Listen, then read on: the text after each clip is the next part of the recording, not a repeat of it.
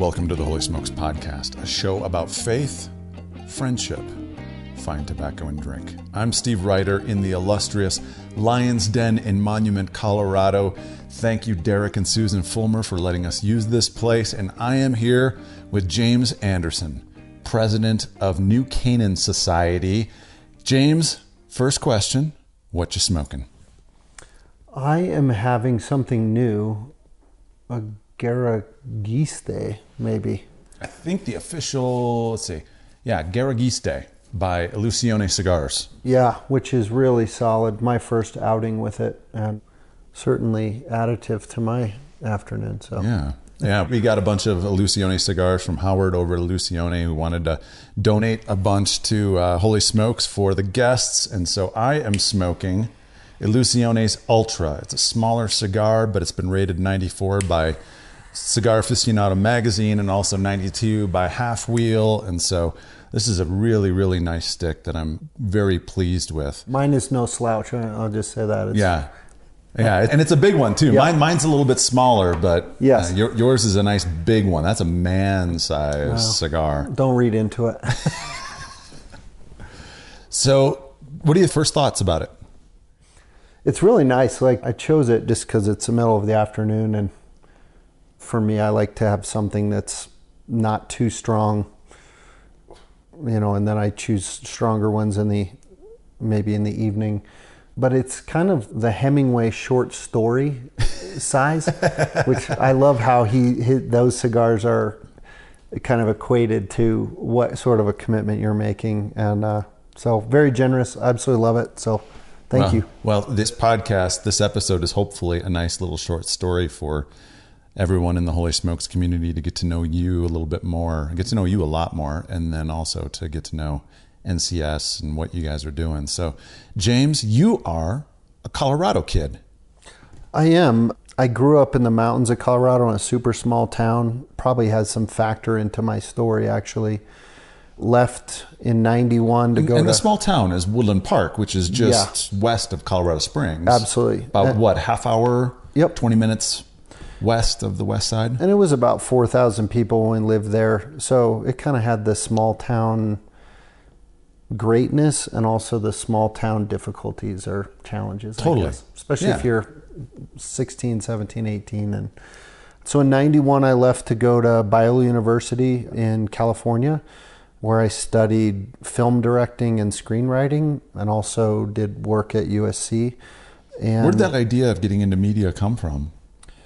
I actually think it was my mom. When I was maybe 15 or 16, my mom went back to school and she started really studying a lot of literature. And then she also had a couple classes in story of film or something along those lines. So I started watching films that no 16-year-old kid would choose. Like what? The Coen brothers films. Some of those that I think are really early ones, really complex, and there's just a ton of metaphor in those. And, I started looking at even older films that were, done by Scorsese and things like that. So, I don't know, I had a great love for that. And then I read a ton. So by the time I got to college, I had a pretty good education in mythology and story structure in mythology.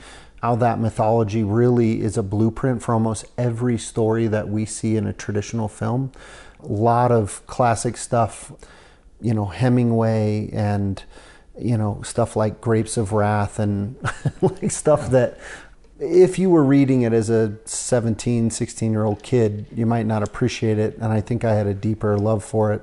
Interesting. And I think story, that carries throughout my life, but I think story is the most important and sacred thing that we have. So understanding our own story and how that drives our lives now is super important. And I think just sitting down and sharing your story is like we're doing right now. I think it's one of the most sacred, important, communal things we can do. And I think even part of what we do at New Canaan Society in telling our stories, I think we kind of find some freedom, and we almost always will hear part of our story in another man's story. Exactly. And that is where I think a lot of this freedom comes. And, I liken our stories to like a big wind farm, and that you can't see wind and you can't hear wind, but you can sure see that it is turning these enormous machines and creating power. And I think our stories have a lot of power over our now. And that is something, if we don't understand, I think can have massive ramifications. And it's often not good. And it's true of my own story for sure. Yeah, I can tell you right now, that was probably the biggest reason why I wanted to start this Holy Smokes podcast. Wow. Was because I wanted to feature other members' stories and give people a chance that when they show up to Colorado Springs, or when they show up to Orange County, or when they show up to Seattle or Houston, or any of the other groups that we have that I'm going to visit in 2020, they have someone that they can identify with and immediately go, oh, yeah, James, when you went through that growing up in a small town, I grew up in a small town in Wisconsin too. Yep. We have that connection, and it's kind of a starting point for a friendship. It's absolutely a starting point. Commonality of story and experience. Tim Keller from New York is on our board, and he describes the beginning of friendship as a you too moment, meaning you also. Yeah. And it can be simple things like, hey, we went to the same college, we grew up in the same town or kind of town, or even more significant things like I grew up in a house with abuse or alcoholism or divorce or trauma or addiction. And those things are much more significant to our story. So finding commonality in that is the beginning of friendship, and real vulnerable friendship is the beginning to, I think, freedom in life. Oh my gosh, yeah. And like that's, to me, is kind of undeniable. Yeah, absolutely. So you went to Biola and started to study for film, and you said went to USC, did some stuff at USC. Where'd you go after that? I actually got to do the real thing. The day after I graduated, I was hired by a film production company at Paramount Pictures called Lakeshore Entertainment. And heard of it. I was your standard make copies, get coffee, run errands, deliver scripts all over Kingdom Come. Yeah. And in that process, I was saying to the people that owned that company and that I was working for, I just said, there are some incredible redundancies to what you're doing here, and it's hugely inefficient. Could I put together a plan as to how you could do this that would be sort of a centralized spine of information and scripts and stuff that you're going to be looking for? Because when this comes in, I make 3 copies, I deliver them to all 3 floors, and then they're just parked there, and it doesn't really make any sense. And so anyway, they let me run with that, and that gave me a massive advantage, I think, over other people of my age there, huge education. And so not long after, I was hired by our president. His name is Yanni Sigvatson, kind of one of the fathers of the music video, huge art scene film producer.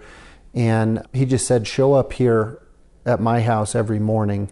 And I drove with him. I went to meetings. Back then you had real car phones. So I heard all of these, real conversations that he was having and negotiating he was doing. And that was like a true apprenticeship opportunity that most people just do not have.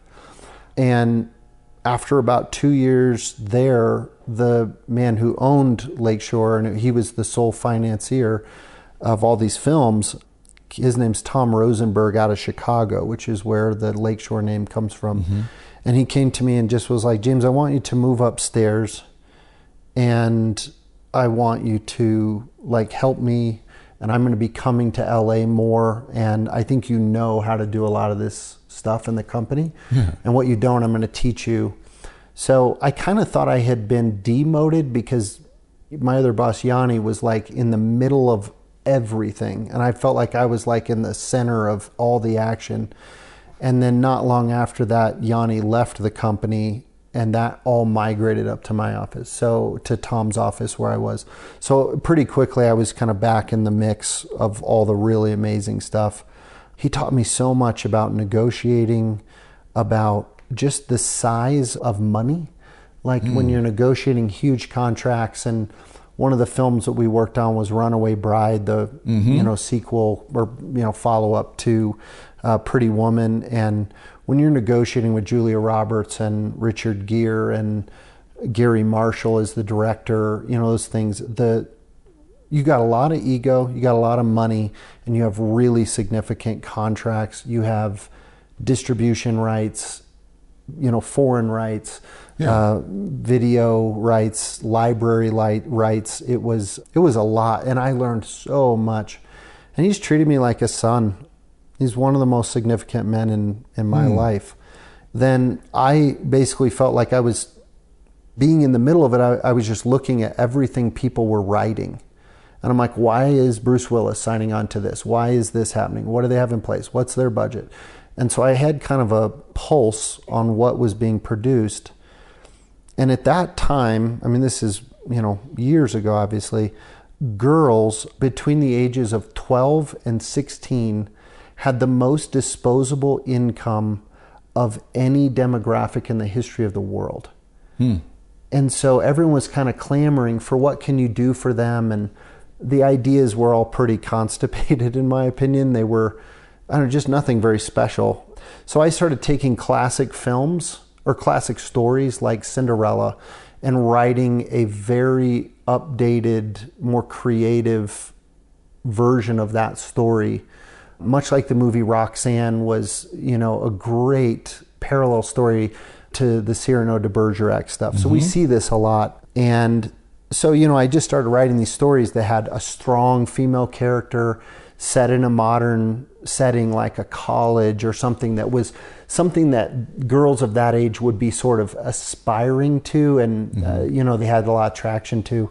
So I started just writing these scripts at night and just churning them out. And then, someone came to me with another script called Hometown Legend, which was about high school football in Alabama, which both of, it had aspects of faith because football is a faith down there, and then just kind of small town dynamics and a very subtle faith element. So we made that, I directed that, and did several music videos for Jars of Clay and various other artists that were kind of budding, I guess. And I just loved anything I could do to get behind the camera and work on things and learn hands-on. And so we ended up selling that movie to Warner Brothers, which wasn't like a huge windfall for anybody, but that's great. And more than most films get to see the light. And so I just started doing that. And then eventually I just started working. I eventually just left Lakeshore and just was writing full time and doing some scripts for New Line and various places, Fox. And then this gentleman, Tom Rosenberg, who was the guy at Lakeshore, he called me and asked if I would be interested in helping him with a couple special projects, which were getting a home and a building in LA. And that sort of led me to realize I understand some of the key components to high-end LA real estate, like ego, budgets, rights, and contracts. So very applicable from what I had been doing and learned about. And then, I met a couple in Pacific Palisades, which is arguably one of the more wealthy communities wedged between Santa Monica and Brentwood and Malibu. And I started selling real estate for them. And I just realized along the way, this is just an obvious thing that I'm ignoring. And I know how to do it. And I'll dip my toe in the pool and see if this is something that would be a viable real job, quote unquote. And then I could continue to write on the side and things like that. And that turned into an extremely lucrative business for me, where I eventually bought them out, launched my own kind of division, and helped set up the luxury division for Keller Williams. I loved their business model, thought it was very smart. So, and I bought into a couple of offices in Pacific Palisades and Malibu. And I was just rocking and rolling, and I had some very significant clients, a lot of foreign money, which was just massive. So I didn't deal with anything under about $3 million. So that takes a lot of marketing money, a lot of attention, and a lot of time. And when your phone rings with some of those things, you don't really get to not answer. Yeah. So it was terrible for my family, which we just had our 2 daughters, and they were just like really young at that point. But, you know, I had several movie stars. I had, you know, people like Kevin Durant, you know, and then Jay-Z came and dealt with some of my properties. And then I kind of turned into their in-house real estate guy for their clients of his management company. So I did a lot of repeat business with them. So it was incredibly lucrative and just really bad for my family, and really had a massive impact on me in the fact that I think I became very self-centered, very materialistic, and very image driven, because a big part of what you're selling there is the image of who you are. And where was your faith at this time? Were you born and raised? Obviously you went to Biola, so you were a Christian growing up? You know, this is a question I get fairly often. I knew Jesus. I had given my life to Jesus as a kid, been baptized, you know, at 12 years old or whatever. What kind of church did you grow up in? It was just a community church. So pretty broad in its faith, but, you know, very strong ideas about baptism and, you know, what it means to really have a relationship with Jesus. Yeah. But I think I never grew out of that kind of Sunday school faith, or what I called the flannel graph Jesus, which is a really one-dimensional, the stories are overly simplistic. And I could tell you all the stories. I knew all the stories. I knew all those things. It just didn't really matter in my life. And especially when I was getting big time opportunities, my faith and my life just didn't have much in common. And that just led to some big problems, especially as I started to become more well known. I started speaking around the country and at various places like the National Association of Realtors and conventions. And I was doing a lot of speaking on marketing of homes. So what I did is I actually took my story background and applied it to a home. What kind of a life will you live here? And in LA in particular, most people buy a house for much bigger reasons than the price and the size. They're buying a lot of entitlement. They're buying a lot of kind of image. They're buying into sort of a classification or a kind of an upper tier that maybe they're pursuing. Yeah. And so I took advantage of that in some ways that I have some regret over, because I think it was a little manipulative and playing to a very negative side. But I started winning awards for my marketing. Like, we had these big 3-foot signs that said James Anderson for sale, had my phone number. And I realized that when you just see the yard arm in the yard, you already think it's for sale. So I was just wasting space. So I began to look at like BMW and Ritz-Carlton and fractional jet ownership. These were, you know, things, these were products that my clients were accustomed to.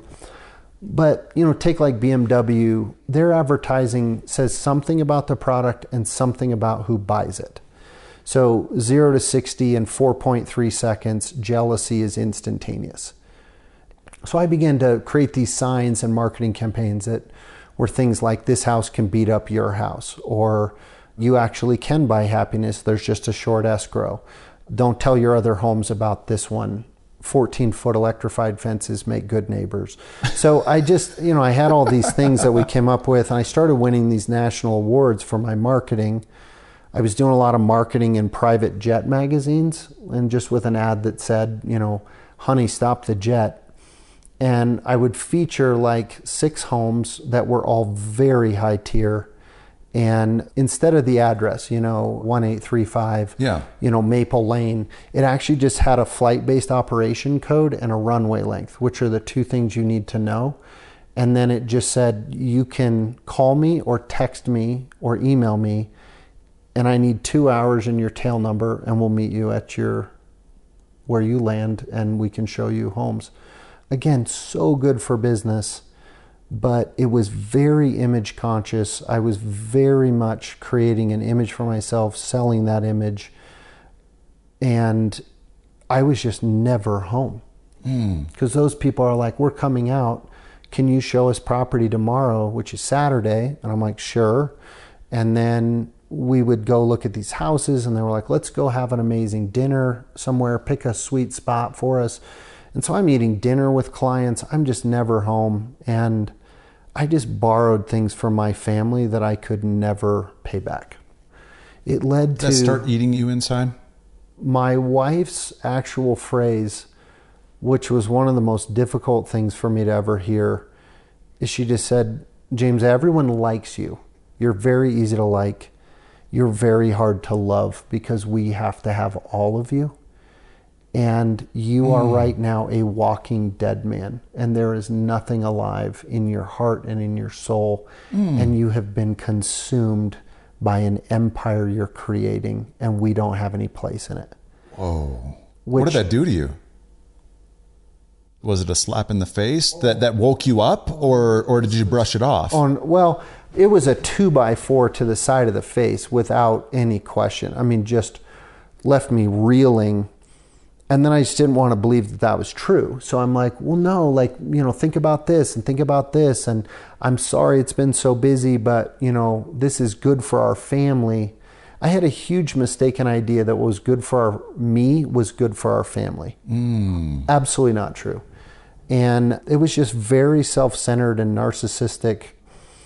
And just in that, I was just always around people who thought I was smart and who loved being around me. And, you know, you never buy a drink, you never eat alone. And it led me to some incredibly poor decisions with messing around outside of my marriage. Seriously? And yeah, I mean, just, I have such deep regrets about the liberties I took and the promises I broke and the people that I hurt. And so all of this culminates with my wife just saying, you need out. Like, you're out, we're out. Like, we want to sell our house and we're done. So on the day that my wife was meeting with a divorce attorney, I was on the cover of Beverly Hills magazine as the guy you need to know to get the house you want. And so my personal life and my professional life were passing like one in a nosedive and one as a rocket ship. Yeah. And I just started thinking like, well, maybe it's more balance and more boundaries, and maybe I need more staff and I need to entrust more people with this and train people better. And I just had in this crappy hotel room where I spent several months, I just had just such a clear epiphany that the problem was entirely me. And so I started going to counseling. You know, I went for myself. I went with my wife. Mine was pretty... So she was open to... At a certain point, we were separated for about 6 months, and I really truly believed my marriage was over. Like, even though instantly I was like, oh my gosh, what have I done? This is not what I want. I really had to respect the fact that my wife was like, you know, no, like, you don't get to come back from things like this.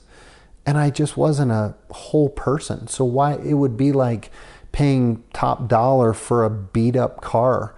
It's just, who needs that kind of problems? And I had violated our marriage vows. I had really been just a poor husband in almost every way.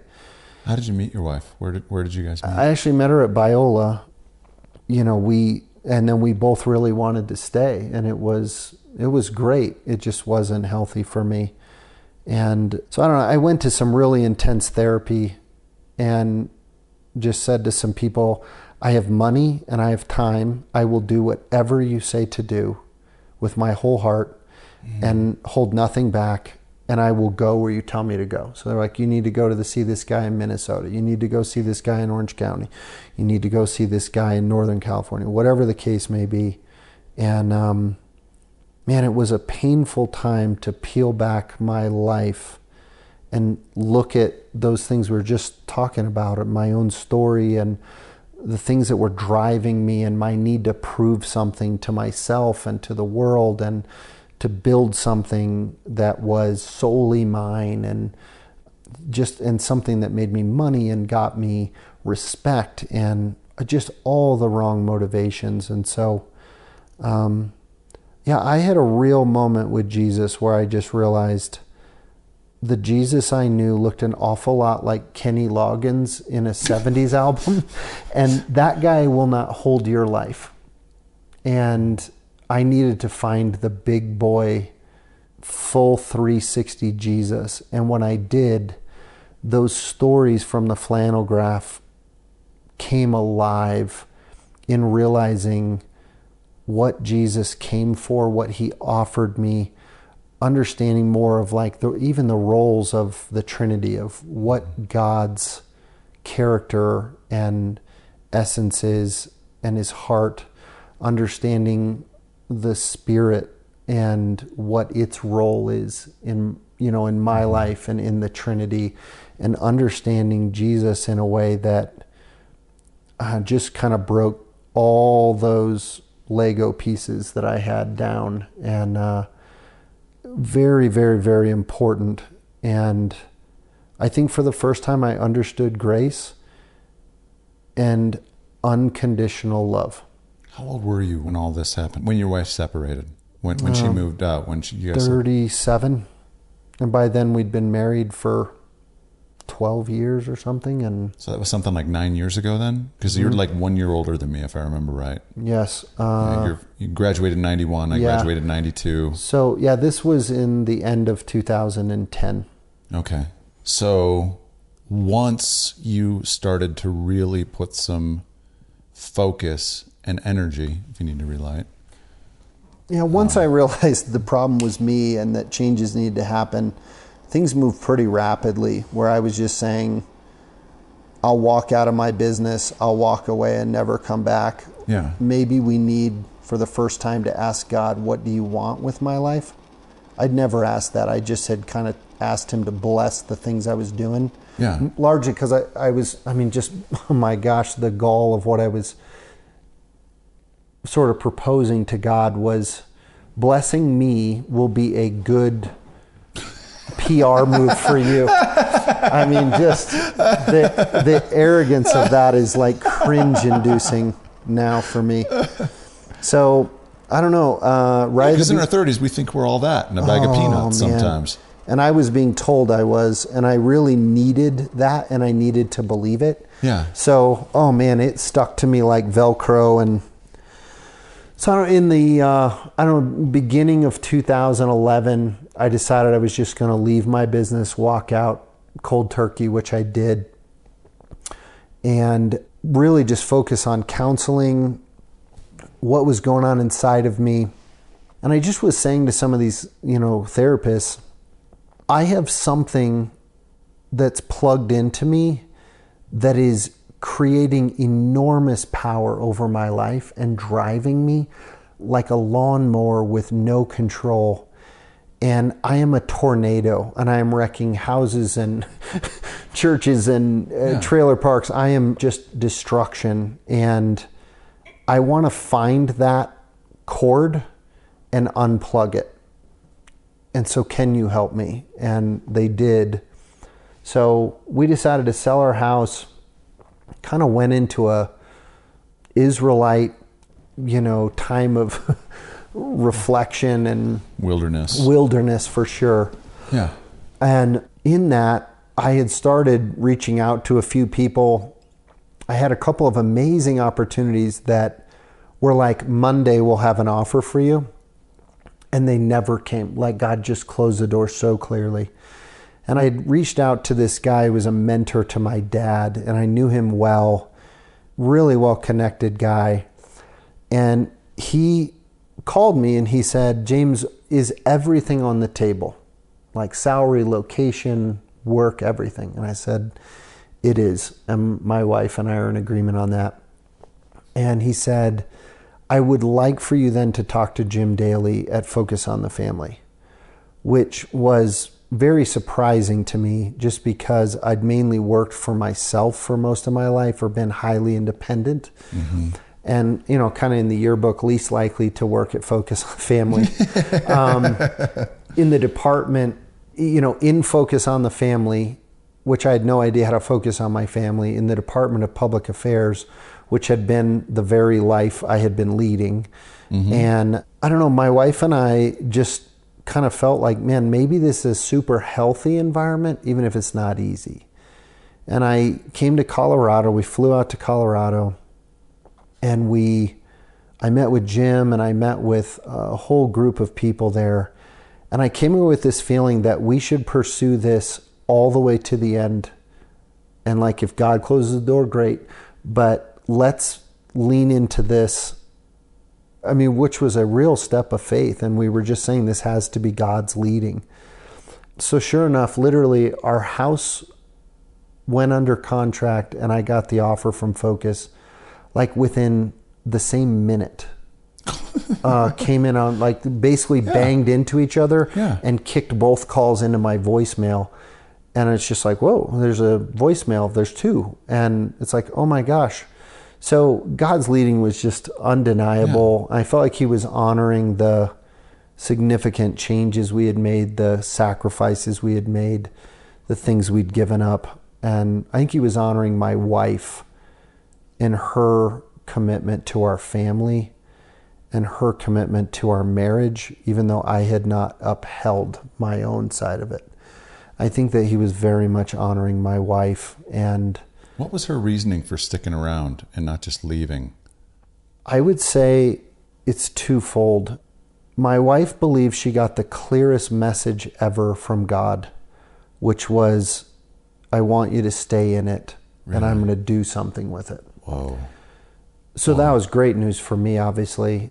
Was that hard for her? Was it hard for her family? Yes. Yeah. I mean, I could definitely imagine it was hard for her, but was it hard for her family as well? Because it was. They're an amazing, generous, beautiful Christian family.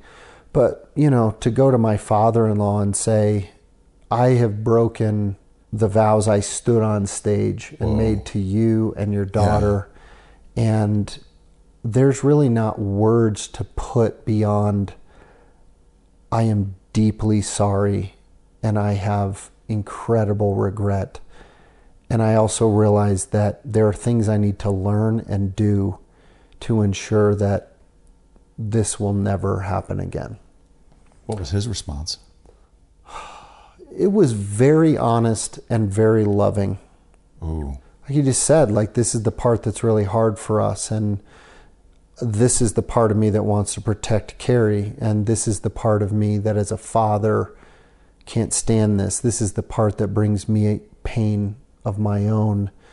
And yet, if we're not a forgiving family to someone who's really repentant, then we're not being what Jesus called us to do.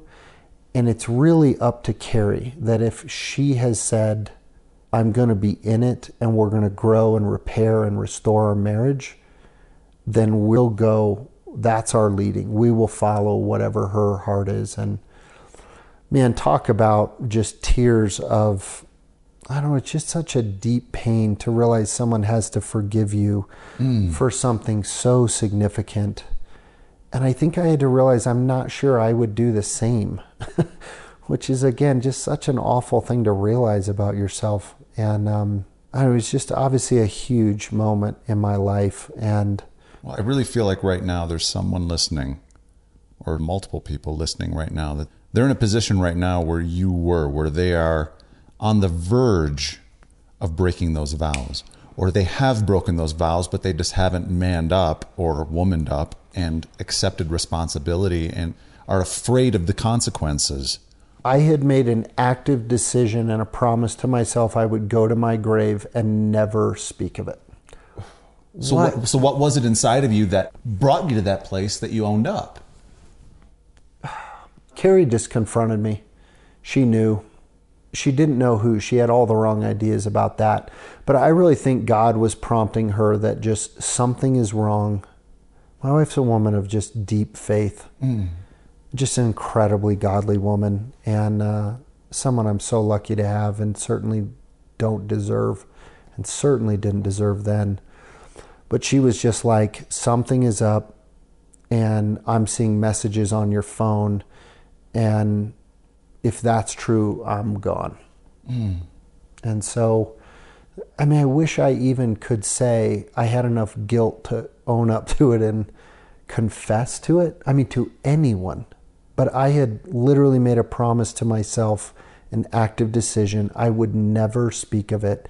And I would go to my grave and pretend it never happened, even if that meant defending that lie, or, denying actively stuff. And I don't know. I mean, I really think that God just broke my heart open in a way that I'm so thankful for. And like I said, when we tell stories, there's always part of our story in someone else's story. I met a lot of guys in my counseling and recovery that shared with me parts of their story that were deeply encouraging.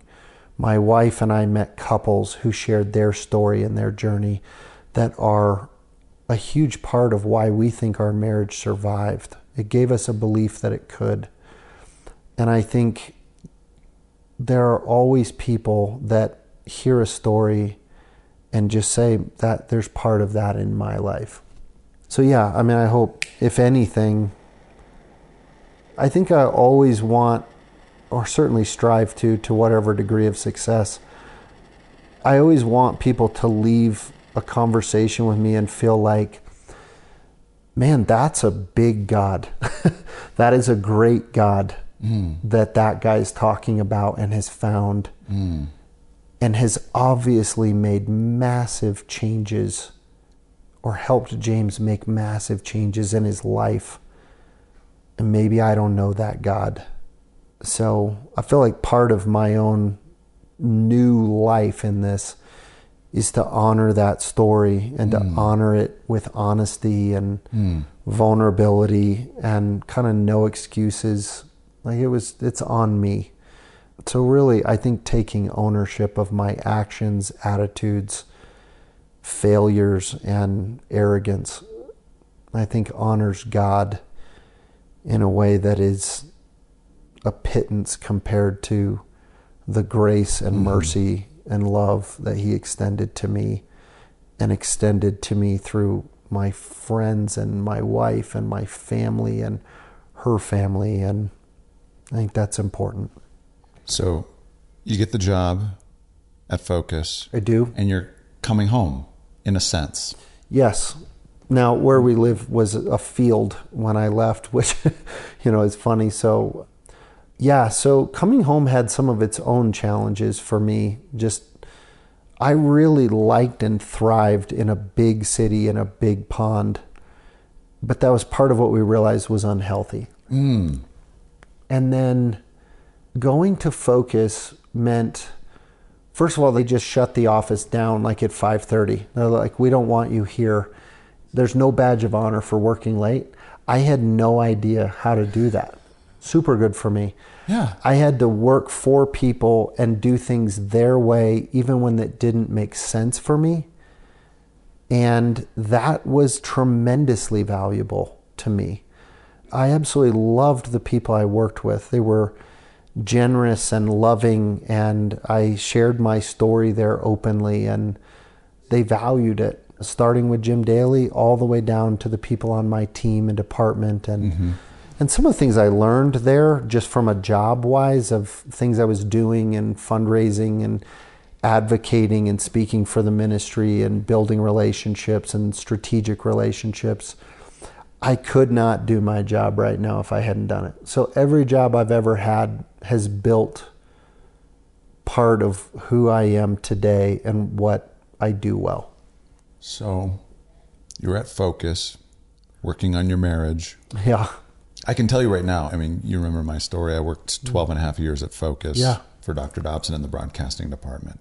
For me, that time there was absolutely incredible because I was a young single guy. I got married. I had kids, and I was listening to the daily broadcasts on a daily basis, getting mentored by all of these great Christian authors, speakers, family experts, and really getting a master class in how to be a husband, how to be a father. Wow. What was that season like for you to be around that kind of a culture where we're done at 5:30. Yeah. Go home. Yeah. I mean, honestly, I had no idea how to do that. And it's not my natural tendency, but I just have so many memories right now from when we moved to Colorado. And I would often say, this is something I would have missed. Like the classic commercial moment where you're holding onto the back of the bike seat and my daughter like rides out of my hand, right? And I'm like, I would have missed this for sure. Yeah. I would have been either like a divorced dad or... Only seeing him on weekends. Yeah, I mean, it's just a fact. Even if that, because you're getting calls on Saturdays and Sundays. Yeah, it's just, there are so many ways that could have been just missed. But I also just think even if that wasn't the case, I just would have been working and I would have been striving and trying to perform and impress and build. And instead, I'm home and I'm not taking work home with me. And I had to learn what to even do with my time. Like, how do you downshift into home? Like, and just being there and not being consumed by work. And my thoughts always of, hey, you know what I could do? This would be smart. I should do this. You know, it just was always contriving and, you know, imagining these great plans that I was going to implement the next day. And I just was not present. So to come there, learn to come home at 5 o'clock and just be a husband and a dad and a friend, and like, that was incredible. And probably also win your wife back. Really win her heart back by spending that time with her and really pouring into your marriage too. And I think just demonstrating a commitment to our family over my own aspirations and, you know, the empire of James. So I think her seeing that, her seeing humility and passion, I think those are hard things to balance. I was very passionate about my work at Focus, the relationships, the reasons why, the value, and kind of what I had been entrusted with by people there. And then, you know, I also just, like I said, there were a lot of things that I'm like, I would do this differently as an entrepreneur, as a guy who's run businesses and owned businesses, I would do this different. And just the humility of saying, okay, I'm passionate, but I came here to serve because of God, a direct leading, and not to be in charge of the world. And so it really was really good for me, and it was good for our family. Being here is really good and healthy for me, just from a striving standpoint. I think it's good for my family. It's really good for my kids. We've developed some beautiful, like, friendships here that are intimate and just life-giving for me. That's a gift. And that's something I thought I may not ever have again, because I had burned some really amazing friends in Los Angeles where... Climbing the ladder? I think what it is just when you're in a long-term relationship and they find out one day you haven't been honest with them or let them into a huge part of your life and hidden things, and especially things of the magnitude where they're very emotional about those things. They're very protective of Carrie and my girls. And we shared a strong faith, at least in word, and for me, that I was just, I mean, it's kind of like, hey, like, this is a guy we've never really met then. And I don't know, I just had really violated what is true friendship. They'd offered me great friendship. I had returned cheap friendship. So how long were you at Focus? About 2.5 years, which was not my intention. I went into it thinking this is maybe a lifelong calling. I'm going to give it my full self. And along the way, fairly early on, actually, I think within the first, 5 months or something, I kind of got this, I used to get these little folders, and it was like kind of an assignment from up in Jim's office, like, go check this out. And it was a little write-up of the new Canaan Society and this national retreat they were going to be having in San Francisco. And so what they were asking me to do is, Eric, we want you to go and we want a book report. What do they believe? What's their ethos? You know, they're all over the place. So what do they really do? Mm-hmm. Like, give us like something we can get a handle on and kind of understand, you know, where they stand. So who was New Canaan? What was that report that you came back with? I came back with like kind of my mouth open, and I was just saying, we need to be a part of this, because these are men that are standing up in their faith, standing up in a hard culture, that are working in real jobs with real magnitude. They are leaders, mm-hmm. and their faith is real, and they're not having stupid conversations about deal making or football or whatever. Like, these guys are doing the honest work of telling their stories and, you know, I think unpacking life. And yet they have so much fun, and we laughed. I had a great time. I met some guys that I'm still friends with. And I love there was no religious spirit to it. I describe New Canaan as being big on Jesus, low on religion, with a penchant for cigars and scotch. And so, you know, NCS has its own label of cigars we have made in Naples, Florida by a guy. And that's kind of part of our DNA. Not that you have to have a cigar, but that it's kind of an important part of people sitting down like this and saying, I've got 5 inches of cigar here to just do nothing but be with these guys.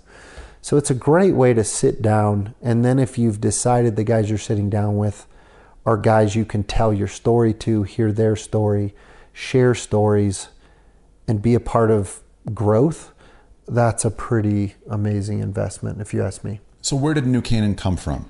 Who started it? How long has it been around? Those kinds of... So New Canaan started, it's actually a wealthy bedroom community outside of Manhattan.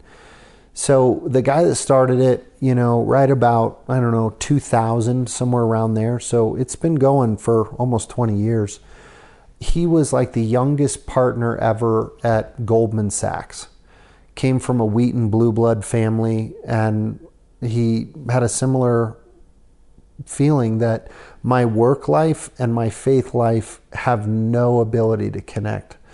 And he was really swept up into worldly things, the New York kind of high-flying, you know, almost a caricature of what you see in, like, as a New York butt kicker. And which is kind of a lot of what you had in LA. When I met him, we had some very similar parts of our stories. And I think the first moment I met him, I just said, I just want to thank you for sharing your story so openly, because it echoes into mine. And I just value people who can talk honestly. But Jim had this moment. His name is Jim Lane, and he's been a huge blessing in my own life. And Jim had a moment where he realized, I have created a lot of carnage in my life, my family, my relationships, and I have never invested in male friends. So he sort of joked, he lived in a house, you know, with his wife, 3 daughters and 2 dogs, which also happen to be female. So he was like, you know, and surrounded with estrogen. He is, yeah. And at work, it's like the ultimate boys club. And what he realizes that those relationships really are ones that are not friendships. They're people I compete with, and they don't share some of my bigger values that I want to get back to. So he started New Canaan Society and, you know, in his living room with 8 guys who I think were almost appalled by the level of honesty, but were so attracted to it. Eric Metaxas was one of those guys back before he really started to become a well-known writer. And I think the aroma of honesty, vulnerability, and an active 360 faith, I think that aroma is like fresh bread. And so that group began to grow. I think at one point he had almost 200 guys in his living room, which, God bless his wife, that's amazing. And then they had some guys that were saying, hey, I'm going to Orlando, or I've come from Winston-Salem and I want this. Is there a way that I could sort of, franchise this? But we kind of talk about it like dipping your torch in the fire and then just taking it with you, to some place where you're lighting another fire. And so that began to work, where we were spinning off chapters. I mean, this is obviously before my time, but, chapters were being formed, and the organization was beginning to look at how do we grow, how do we keep a DNA of what we are and not lose sight of like simple guys in a living room, guys in a cigar garage, whatever, being honest, doing that, and not get into organizational stuff. And yeah, it really took off from there, to the point that now we have almost 70 chapters around the country in 26 states, and we have right around 24,000 guys on a mailing list that's pretty active. So the reach is pretty amazing, and someday only crossing into heaven will we ever know the impact and the long-term, like just the number of guys who've crossed the threshold into something like this, or how many guys have been on the verge of my story, and because of NCS or because of their friendships, because of those relationships, they didn't cross that line, veered back. And that'll be an amazing thing to celebrate. Harps and singing as we float on the clouds, that kind of stuff will, that'll be just freaking awesome. So how did you get involved with New Canaan? How did you become the CEO? What were those steps? Yeah, I just wanted to be involved. So I was like, man, I'll be here. I'm a guy that wants to be about this. Shared my story very candidly with several people. Got to know Jim Lane, our founder, and our board members, and lots of guys around chapters. And when I would travel, I would always try to make a meeting. So if they had a NCS meeting in the city where I was when I was there, I'd always try to go. And I really loved it. I really was like, man, these are my people. Mm-hmm. And these are guys that I would be so interested in being around. And I love the ethos of this organization. And so from there, one point I got a call, and they just said, would you ever talk to us about coming in as our president and kind of growing a lot of our operational structure, and kind of being on a track that would eventually move you up into the CEO, but just taking some time to really apprentice again with Jim and just be around and being a part of it. And in one of my few great moments, I asked if I had to move to New York or, a bedroom community. And they were like, yes.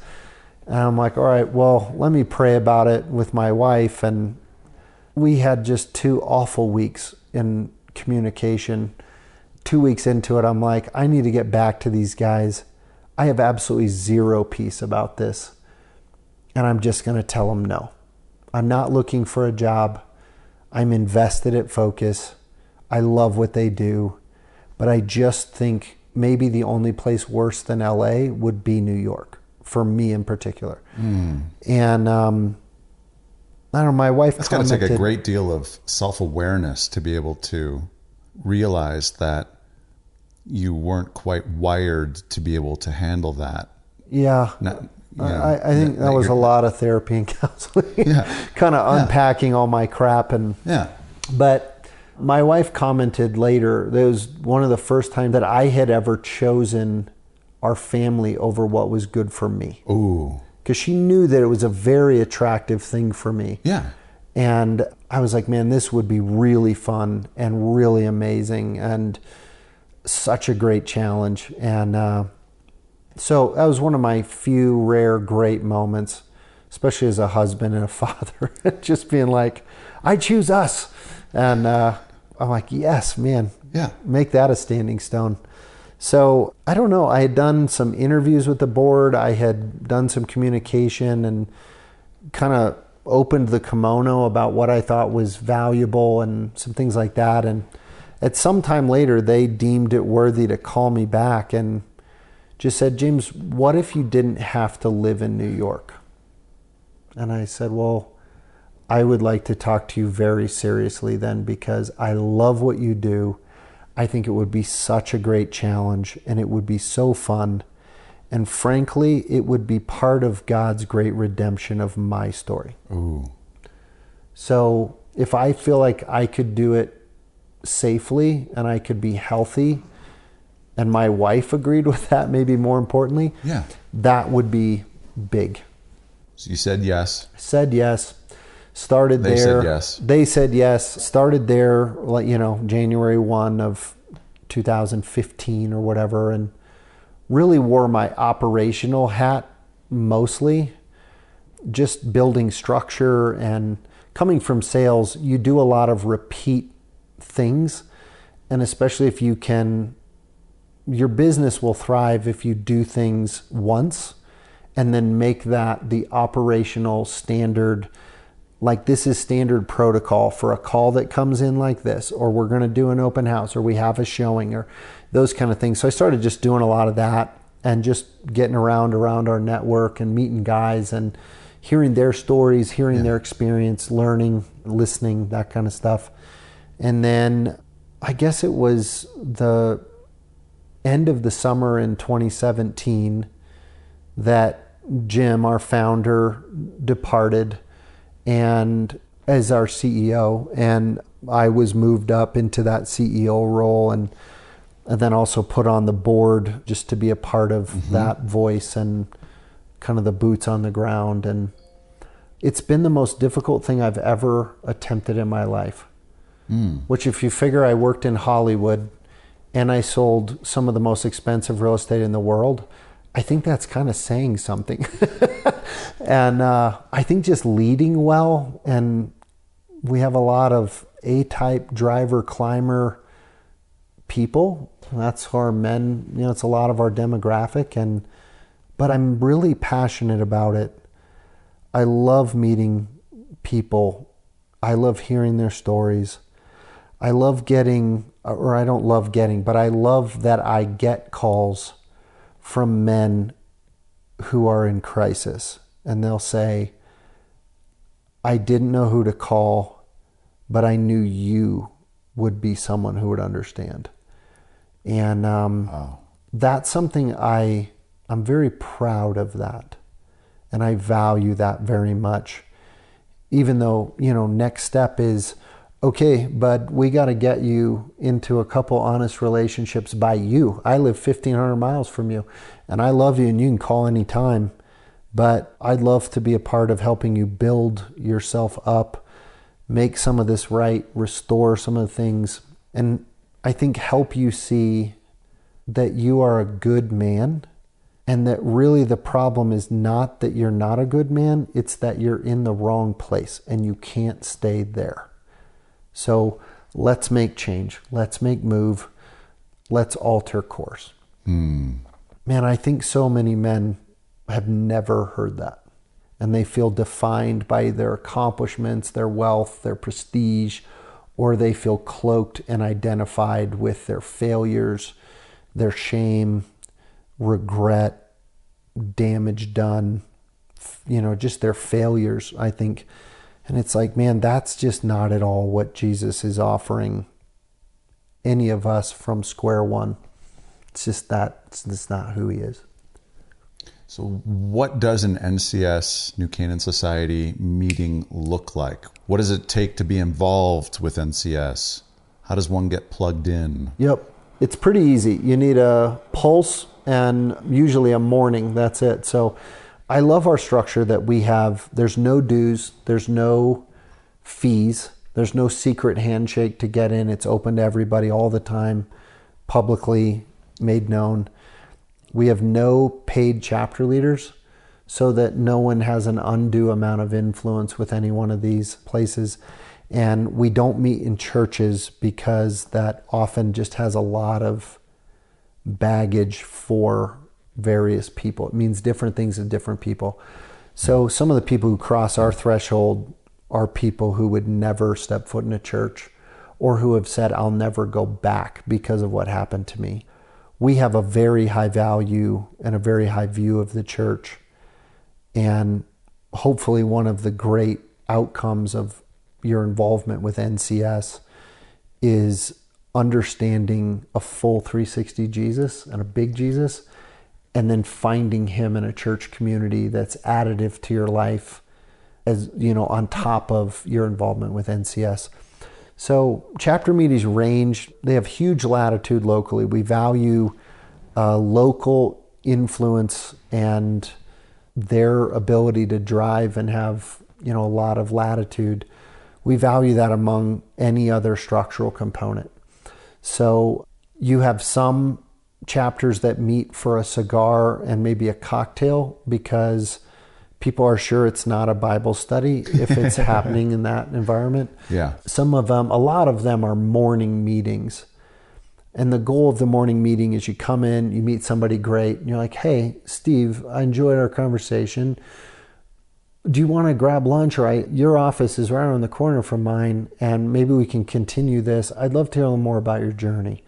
So the idea is you come in, you meet guys, which could be a chapter could be anywhere from 20 guys to 150 guys in some of our big areas, big chapters.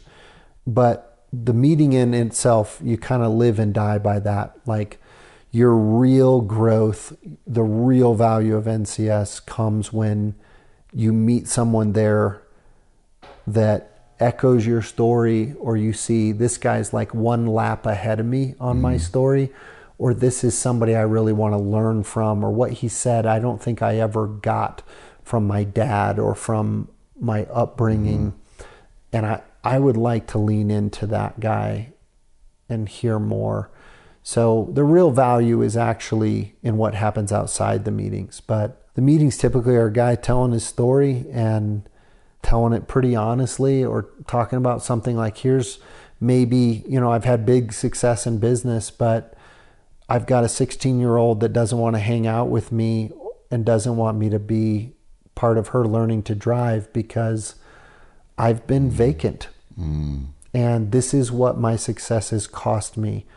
Or I think the 3 things any man needs to learn in order to be a real man are these, and this is why from my own experience. So, kind of our standard speaker communication is don't sell anything, don't preach to anybody, don't try to fix anybody. And we don't want to read what we could read about in a magazine or a newspaper. Like, this is the open the kimono opportunity for you to bless a guy with the freedom of understanding he's not alone. So tell your story. The website is? It's newcanansociety.org. And Canaan has 2 A's together, but comes right out of the Bible. So if you can't find it, it's in Joshua. But yeah. All right, James, let's go to rapid fire questions. Okay, my gosh, here we go. Rapid fire. Fire here. All right, cigars or pipe? I'm actually going to say pipe. Really? Here's the reason why. It is like a labor of love to keep a pipe lit. It's just hard, and it's a commitment. And I feel like, I don't know, the bite is less, but I obviously enjoy both. They're occupational hazards for me. Favorite pairing with your pipe or cigar? Probably a pretty stout whiskey, or believe it or not, a Coca-Cola. That's what I got right here. There That's it is. I got right here. Proof's in the pudding. Yeah. I don't know why, but... Yeah, there's something for me about the sweetness of a Coke with the cigar. The flavors of both just come alive. Yeah. I hope someone's listening that's going to send you some sponsorship, opportunities. We're pumping Coke, yeah. All right. Most expensive cigar you've ever smoked? It's probably not anything real impressive. In fact, probably the best, highest value cigar I've ever had was somebody who gave it to me, so I wouldn't even know what it was worth, how much? Yeah, but we've got some guys that are serious about them that are handing you a Cuban cigar, and I'm like, dude, I think this is maybe above my pay grade, and this might be totally wasted on me. So you give me a $12 cigar, and it's like wine. Unless you know good wine, you wouldn't know the difference between a $12 bottle and a $40 bottle, you know? So what were those expensive cigars that you've been handed worth it? Yeah. I mean, any moment like this is great. Favorite pipe tobacco? There's one that I've gotten that's like an English leather. Like, I think I chose them. Like, I remember this cologne. It's like the quintessential, like, England, old man's club. Yeah. It's like what, if you ever went in and somebody's dad or grandfather smoked a pipe in the house, was like, oh my gosh, does that smell so good? So, yeah, I think that's the name of it. Yeah. Favorite food? It probably just has to be pizza. I don't know. It's not, it just ministers to my soul. Our family's really big on like communal eating, which is like fondue and then raclettes, if you ever had that, which is like, it's cheese that you melt underneath a grill, and on top of it you do like ham and vegetables, and it just takes a long time, and it's something you do like on Christmas Eve. It's special. We do it a lot. Like, we probably average one a month. So we like to do that occasionally for Thanksgiving, just to kind of do something different. My wife has one of those grills where you throw the meats and the vegetables up on top, and underneath you put like a piece of bread with some cheese on it, or you melt the cheese, and that's good stuff. I think anything with bread tends to be like that's my spirit animal, is a loaf of French bread. So when it starts to snow, I'm like, freak out. I'm like, do we have bread? Like, we could get snowed in. I need bread, I need cheese, and I need wine. My wife's like, you're a freaking mess. Star Wars or Star Trek? Oh, Star Wars, without a doubt. Marvel or DC? No idea. Okay. Honestly, completely ignorant. And I have girls, so that's not really somewhere we've gone. Although Star Wars, it's so fun to share that with them. Yeah. Especially now where you have a really strong female character that I'm like, look at how awesome Rey is. What a butt kicker she is. And yet she's not perfect. And like, this is an awesome thing to see together. That's awesome. That's cool. Dogs, cats, neither, or both? Absolutely neither. So you're not an animal person? I don't understand it. Like, I really don't. Maybe I don't have enough bandwidth in my heart. Like, I'm like the Grinch, maybe, where in order for me to love a dog, my heart would have to grow 2 sizes. And cats, I think, are literally a scourge of the earth. So, are you a reader? Very much so. What are some of your favorite books? I often say, like, in my top 5, there are 2 books by Philip Yancey. One is The Jesus I Never Knew, which I think was like a foundation of my new faith. And then he wrote another one called What's So Amazing About Grace, which again just blew my mind, like really, really challenged me. And I was like, I don't know that I believe this. I believe it. I just don't know that I believe it. I don't demonstrate I believe it. Yeah. There's an amazing book by a guy named Fred Waitskin he's the author of Searching for Bobby Fischer. And this is his life story. And it's the story of his life. It's called The Last Marlin. And it's really the story of him and his dad. And it's kind of like the only place that they ever connected was on a boat looking for marlin and fishing on the East Coast out by Bimini or things like that. Absolutely unbelievable. I think it just tells so much about a person's life. Joseph Campbell's Hero with 1,000 Faces, I think, sheds light on every story you've ever heard and probably most people you know. It was mind-blowing that this is a formula that is so true, like making water from hydrogen and oxygen, just incredible. And then I'm reading a book right now that I laugh so hard in bed that my wife is often like, get up and go downstairs. And it's called like The World's Largest Man by Harrison Scott Key. And it is hilarious, insightful. It's the story of his family and starting his own family, becoming a father. And I just find it naked, beautiful, and just, he makes me laugh. So, most memorable cigar experience or pipe experience? It would have been the night before I got married. And, you know, a bachelor party has a different kind of context if you're, you know, us. And we went out at this hotel and just sat in this cabana. And I was surrounded by the most influential people in my life. And my dad, my brother, soon to be brother-in-law, my youth pastor, friends from college, friends from high school, friends from when I was a kid. And we sat around, we smoked cigars, and the entire evening, the program was tell your most favorite story of James. So some of them were like, I don't know what the hell he was thinking. He was, you know, hanging on to that thing for dear life, getting dragged around the field. Or I just remember being like, this is crazy, but what do we have to lose? Or I saw him do this and I thought, what unbelievable chutzpah. Or this is when he loved me well. Or I remember this moment that was a turning point in his life, or his generosity to me, or the way he demonstrates love. And so I just think most people never have a chance to be built up like that and be spoken over. And it was kind of like, that was the seminal blessing or sort of rite of passage that you have in some cultures, where they say, this is what we love about you, this is what's unique to you, and this is what we value in you, and we want to speak that into you and like launch you well. It was a great moment, especially as you're going into marriage. Regardless of whether or not I was great at marriage.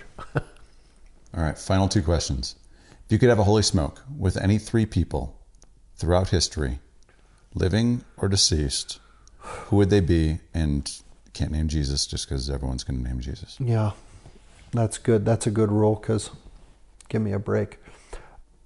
I'm glad I had a little time to think about this, because this is significant. So I'm going to choose a current, okay, a past, all right, and someone of faith. Okay. So the current. Current would be my younger brother, Rick, who is just one of the better human beings I've ever met. Blessed to have him as a brother. Love my relationship with him. And I think most older brothers do not have a younger brother that they can truly look up to. That is an incredible compliment, and I love him dearly. And I would sit with him just about anywhere that we could sit and talk. And where's he at? He's here. Is he? So another great blessing. That is he a cigar guy? Not to our extent, but he'll do it occasionally. Absolutely. He'll probably enjoy a pipe. That's going to be his. I want to have a smoke with him sometime. Vice of choice. Absolutely. I'll bring him next time. Yeah. All right. Past. I'm going to say past, maybe like Winston Churchill. Okay. Like cigars, was just an ornery cuss. Like, yeah. And like looking back, an undeniable leader. So you look back on some leaders and you realize, boy, in hindsight, that was not a great example. His work seems to have stood up, and you want to look at a leader, that's pretty amazing. All right. Last one. Someone of the faith, I would choose Charles Spurgeon. He's a big cigar guy as well. Absolutely. In fact, it was one of my great things is, you know, he has this quote that we use a lot at NCS, which is, tonight I shall intend to smoke a cigar to the glory of God. Before I go to bed. Before I go to bed. And he has another one about a cigar being a great beginning to a great conversation. And he's arguably one of the most quotable people I've ever come across in all of my reading, who you look at like what he's saying, even just like one or two sentences, And that is something you can put in your pocket and take with you. All right, last question. If we're to meet 1 year from today, and I got a bottle of champagne, what are we celebrating? Boy, another great question. I would like to think a year from now, you and I would be asking, how is James doing as a father to 2 girls and as a husband who is rebuilding that marriage over a lifetime? And I'd like to think I'd be able to say, I'm doing good things with my daughters and I'm investing more than ever. And I have great relationships with my daughters. I love being with them. They're really fun people. How old are they now? 10 and 12. Okay. So we're in kind of a fun and challenging age, but I like that they're figuring out what really matters and learning about decisions that matter. That's a great moment to be a dad. And I'd like to think that my wife would say James has continued his journey of his own faith that's vibrant and growing, and that manifests itself in our home and in our friendships, in his work, how he serves, and how he shows love to me, to my wife. I think over building anything, certainly I have ideas about growing NCS and just getting more chapters to open because I think they're good for people, not as a growth mandate, but just offering it to more people, helping people find it. And just seeing more guys come in and find freedom in it. I certainly have those kind of goals, but that's probably part of my old self, or the guy in me that wants to do. And I think being a dad and a husband is a lot about being and about learning what they need from me and then figuring out how to do that against every bit of human nature that is selfish and self-serving. I guarantee you, James, that there are people listening right now that they needed to hear that. They needed to hear that your priority is your family and that all the business stuff, it's going to happen. But it's out of that space in your life that is full from your family that everything else will just kind of come together and it'll work itself out. Well, and I feel like God's going to grow my work to whatever he needs, right? Yeah. My job is to go where he's working and do the things he's starting, right? Yeah. As far as my family, I've already been given that marching order, grow, serve, love, lead, and bless. That's what I already have that job. I don't have to look to God to say, what do you want me to do here this year? Yeah. It's just, and am I ever a work in progress? So for everything I've learned, everything I've been through, the good things I've done, man, there's still just the old me that wakes up every day, brushes his teeth in the mirror, and has to decide which James will live this day. And hopefully I do a better job between now and next year, because I'd like to enjoy that champagne with you. James Anderson, CEO of New Canaan Society. Thanks for being on the Holy Smokes podcast. Thank you. Hey everyone, before we go, I wanted to talk about today's sponsor, Blinkist. James just talked about his love for reading, but when you factor in all the hours it takes to read a single book, it's really an investment. Or maybe you listen to audiobooks. Even at 1.5 speed, that's a commitment. James mentioned Eric Metaxas earlier in the interview, and earlier this year, I downloaded his Bonhoeffer audiobook on Audible. Did you know that one's almost a 23-hour-long book?